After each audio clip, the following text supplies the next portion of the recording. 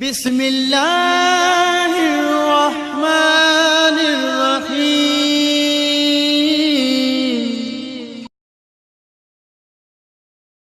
अल्लाहिस्समीउल अलीम मिनश्शैतानिर्रजीम। बिस्मिल्लाहिर्रहमानिर्रहीम।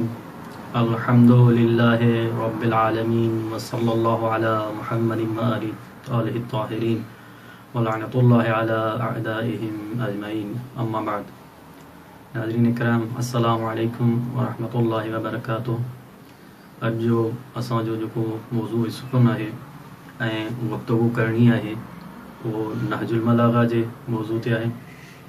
ज़ाहिर आहे हिकु वसी मौज़ू आहे मारिफ़ नहजुल बलागा, ऐं अगरि ॾिसणो आहे त केतिरा वसी उलूम नहजुल बलागा में समायल आहिनि त इन जे नज़र करणी पवंदी त शख़्सियत कहिड़ी आहे जिन जो ही कलाम आहे। अमीरुल मोमिनीन अली इब्न अबी तालिब जो कलाम आहे, जंहिंजे बारे में चयो वियो आहे त कलामुल इमाम इमामुल कलाम। इमाम जो कलाम जेको इमाम जी गुफ़्तगू थींदी आहे उहो ॿियनि सभिनी कलामनि जो इमाम ऐं सभिनी गुफ़्तगू जो इमाम हूंदी आहे। इमाम जी गुफ़्तगू जेका ऐं उहा शख़्सियत आहे जंहिंजे बारे में रसूलुल्लाह फरमाइनि था अना मदीनतुल इल्म व अलीयुन बाबुहा। मां इल्म जो शहर ऐं अलीम जो दरवाज़ो आहे जेको जॾहिं मिंबर सलूनी ते अची वेहे थो, जॾहिं पंहिंजे ख़िलाफ़त जे ज़माने में त सलूनी क़ब्ल अन तफ़क़िदूनी चई करे ऐं चए थो त जेको पुछा करिणो थो मूंखां पुछा कयो। फला अना बेतुरुक़ि समाए अअलमु मिन्हु बेतुरुक़िल अर्ज़। छो जो मां ज़मीन जे रस्तनि खां वधीक आसमान जा रस्ता ॼाणा थो। उहा हस्ती जेका इहा दावा करे थी त यनहदिरु अन्नी सैल वला यरक़ा इलैया तैर, त मां अहिड़ो उलूम जो हिकु अहिड़ो बुलंद ऐं बाला पहाड़ ऐं बुलंद ऐं बाला अहिड़ो जबल आहियां जो यनहदिरु अन्नी सैल, मुख़्तलिफ़ उलूम जा सैलाब मूंखां निकिरनि था।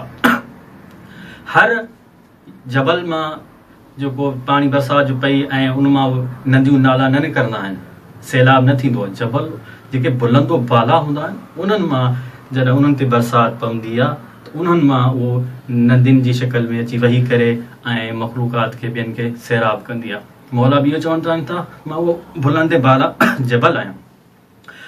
पोइ मौला जे यकीन जी उहा मंज़िलत आहे, उहा शख़्सियत आहे जेको चए थो लौ कुशिफ़ल गिता मज़दत तो यकीन आहे, त अगरि पर्दा हटाया बि वञनि मुंहिंजे अखियुनि जे आॾो त मुंहिंजे यकीन एॾी त कमाल जी मंज़िल ते पहुतल आहे जो ज़रो बराबरि इज़ाफ़ो न थींदो। ईअं मतिलबु इहो न आहे त पर्दा आहिनि ऐं अगरि हटाया वञनि त न, याने मुंहिंजे आॾो यकीन एॾी मंज़िल ते आहियां जो ख़ुदि पर्दो ई कोन्हे जो उनखे हटाए वञे ऐं अली खे अञा कमाल जे दर्जे में इज़ाफ़ो थिए। उनजो कलाम आहे नहजुल बलागा।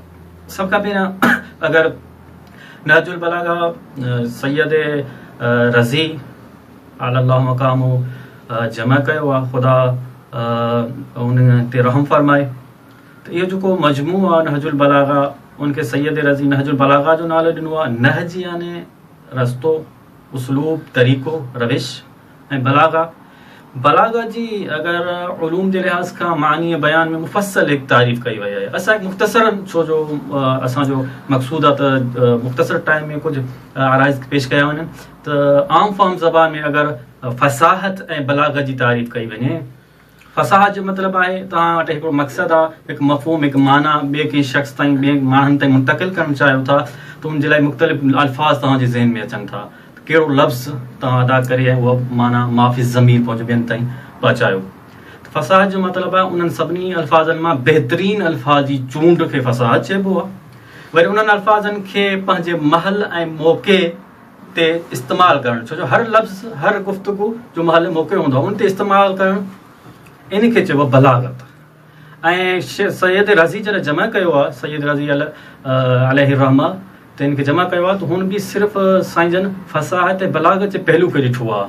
मौला जो तमामु घणो वसी कलाम हुयो, एतिरो न हुयो जेतिरो सैयद रज़ी जमा कयो आहे। इंशाअल्लाह अॻिते गुफ़्तगू कंदासीं ऐं आराइज़ पेश ख़िदमत कंदासीं तव्हांजी ख़िदमत में, त जेको सैयद रज़ी जंहिंखे जमा कयो आहे एतिरो कलाम मौला जो न आहे, उनखां वसी हुयो ऐं केतिरनि कुतुबनि में अॻु में मौजूदु हुयो। सैयद रज़ी उहो कमु कयो आहे त उन्हनि कुतुब मां, उन्हनि किताबनि मां इन कलाम खे जो जमा कयो आहे, लेकिन उन मां बि उहो कलाम जेको फसाहत ऐं बलागत पंहिंजे उरूज ते जिन कलाम में नज़र अचे। छो त सैयद रज़ी हिकु अदीब हुया, शाइर हुया ऐं अदबी ज़ौक़ रखंदड़ हुया। तंहिंजे करे सैयद रज़ी अलैहि रहमा सिर्फ़ु उन कलाम पा जेके जमा कयो। इंशाअल्लाह अॻिते आराज़ जेके पेश करणा आहिनि त नहजुल बलागा जे मुतून जे बारे में केतिरा हिसनि में विरहायल आहे ऐं सैयद रज़ी छा मौला जे सभु कलाम खे जमा कयो या छॾियो ऐं सैयद रज़ी छाजे लाइ तारीफ़ कयो इन नहजुल बलागा खे, इहा अॻी नशिस्त में इंशाअल्लाह कंदासीं। वस्सलामु अलैकुम वरहमतुल्लाह।